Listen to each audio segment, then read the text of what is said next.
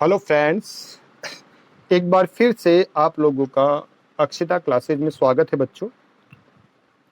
Macro economics में chapter चल रहा था अपने, जिसका नाम था नेशनल इनकम।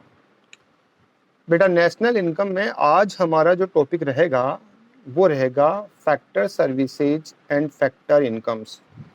इस टॉपिक को आपको बड़े आराम से समझना है, बड़ा आसान सा टॉपिक है ये। तो स्टार्ट करते हैं। चलिए, सबसे पहले हम समझते बेटा फैक्टर सर्विसेज क्या होती है ना। फैक्टर सर्विसेज किसे कहते हैं? तो प्यारे बच्चों, जब हम फैक्टर सर्विसेज की बात करते हैं तो हमने माइक्रो इकोनॉमिक्स में पढ़ा था। माइक्रो इकोनॉमिक्स जब हमने पढ़ी थी बेटा, माइक्रो इकोनॉमिक्स, वहां हमने जो हमारे जो प्रोडक्शंस होता है, जब कोई फर्म प्रोडक्शन करती है तो प्रोडक्शंस करने के लिए प्रोडक्शन के कुछ फंक्शंस होते हैं ना। प्रोडक्शन किस किस पे डिपेंड होता है बेटा? जब हम प्रोडक्शन करते हैं बेटा, तो प्रोडक्शन के लिए हमें किन किन चीज़ों की आवश्यकता होती है? सर, हमें प्रोडक्शन के लिए हमें चाहिए लैंड। क्या चाहिए? लैंड चाहिए। लैंड मतलब सिर्फ जमीन से मतलब नहीं होता। लैंड का मतलब होता है all the natural resources are available in the earth. वो सारे नेचुरल रिसोर्सेज जो हमारी जमीन पे मौजूद है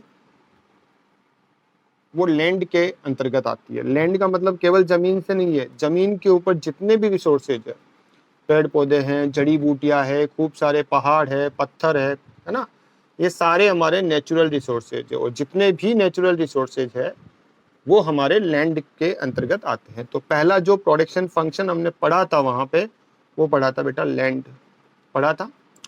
दूसरा बच्चे हमने पढ़ा था लेबर। क्या पढ़ा था? लेबर।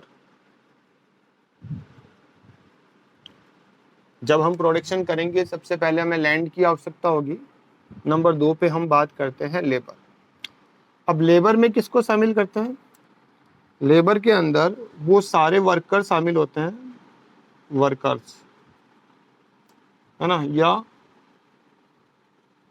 Human resources.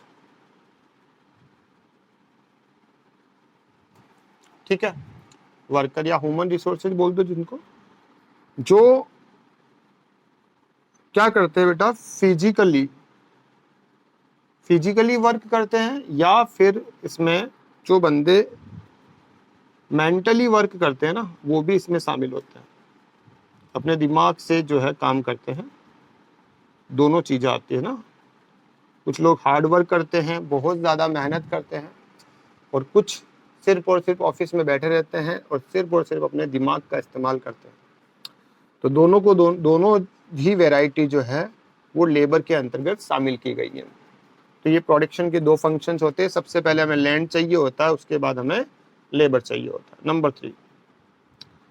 नंबर 3 पे जब हम बात करते हैं बेटा, तो नंबर 3 पे हम लिखते हैं कैपिटल।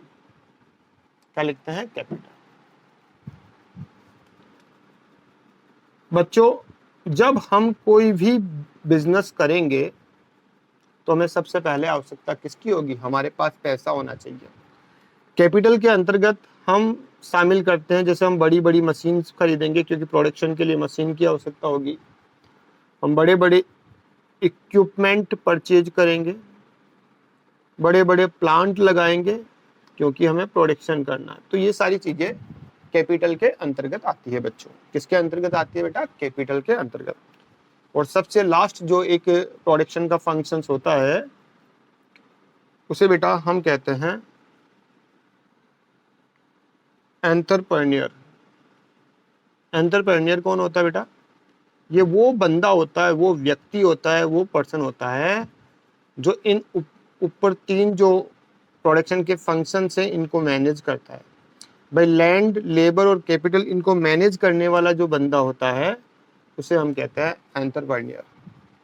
तो एंटरप्रेन्योर कौन होता है? एंटरप्रेन्योर वो बंदा होता है जो ऊपर दिए गए तीनों प्रोडक्शन के फंक्शंस को क्या करता है? मैनेज करता है, ये बंदा। ठीक है, ये एंटरप्रेन्योर है। यहाँ लिख सकते हो आप लाइन, हु मैनेजेज अबोव 3, जो ऊपर दिए गए तीनों को मैनेज करता है। तो हमें प्रोडक्शन करने के लिए 4 चीज़ों की जनरली आवश्यकता होती है। लैंड चाहिए, लेबर चाहिए, कैपिटल चाहिए और एंटरप्रेन्योर। अब बच्चों ये जो 4 प्रोडक्शन के फंक्शंस होते हैं ना, इन्हीं चारों फंक्शंस को हम नाम देते हैं बेटा फैक्टर सर्विस। क्या नाम देते हैं? Factor services. तो आपसे कोई पूछे कि फैक्टर सर्विसेज क्या होती है, तो फैक्टर सर्विसेज में हम शामिल करते हैं बेटा लैंड, हम शामिल करते हैं बेटा लेबर, हम शामिल करते हैं कैपिटल और एंटरप्रेन्योरशिप, एंटरप्रेन्योर। तो प्रोडक्शन के जो 4 फंक्शंस होते हैं उन्हीं को ही हम फैक्टर सर्विस कहते हैं। क्या कहते हैं? Factor service. और ये सर्विस हमें कौन प्रोवाइड करवाता है? एक फर्म्स को ये सर्विसेज जो है, फैक्टर सर्विसेज जो है, वो कहाँ से मिलती है? वो मिलती है बेटा हाउस होल्ड से। फैक्टर सर्विसेज कहाँ से मिलती है? लैंड कहाँ से मिलेगी? लेबर कहाँ से मिलेगी? बेटा लेबर मिलेगी हाउस होल्ड से। Capital, entrepreneur. तो ये सब कुछ जो है प्रोवाइड करवाए जाते हैं हाउस होल्ड के द्वारा फर्म को। तो इसे हम कहते हैं फैक्टर सर्विसेज। क्लियर हो गया बेटा यहाँ तक? आगे बढ़े, चलो आगे बढ़ते हैं बेटा। अब बच्चों देखिए आप लोग, फैक्टर सर्विसेज के अंदर हम शामिल करते हैं, फैक्टर सर्विसेज कौन सी होती है? सबसे पहला होता है लैंड, नंबर 2 मैंने बताया लेबर, नंबर 3 पे रहेगा आपका कैपिटल, नंबर 4 पे रहता है एंटरप्रेन्योर। ठीक है, तो ये होते हैं फैक्टर सर्विसेज। अब बच्चों फैक्टर इनकम क्या होती है? जो फैक्टर सर्विसेज होती है ना, जो फैक्टर सर्विसेज होती है उससे फैक्टर इनकम जनरेट होती है। कैसे जनरेट होती है? सुनिए, जो लैंड होती है, लैंड से क्या मिलता है? लैंड से हमें रेंट मिलता है, जिसे हम हिंदी में लगान कहते हैं। माइक्रो इकोनॉमिक्स में हमने चैप्टर पढ़ा था, रिकार्डो का लगान सिद्धांत है ना, पढ़ा था ना, रिकार्डो की रेंट थ्योरी पढ़ी थी हमने। तो लैंड से क्या मिलता है? लैंड से रेंट रिसीव होता है। क्या रिसीव होता है? रेंट। तो रेंट क्या हो गया? एक फैक्टर इनकम। जो फैक्टर सर्विसेज से जो इनकम जनरेट होती है उसे हम फैक्टर इनकम कहते हैं। तो बेटा लैंड से क्या क्या मिलेगा हमें? रेंट मिलेगा। लेबर से क्या मिलेगा? लेबर से हमें वेजेज मिलेगी। जो लेबर्स होते हैं उनको क्या देते हैं? हम वेजेज देते हैं, तो लेबर से वेजेज। ठीक है। अच्छा, कैपिटल से हमें मिलेगा ब्याज, इंटरेस्ट ऑन कैपिटल।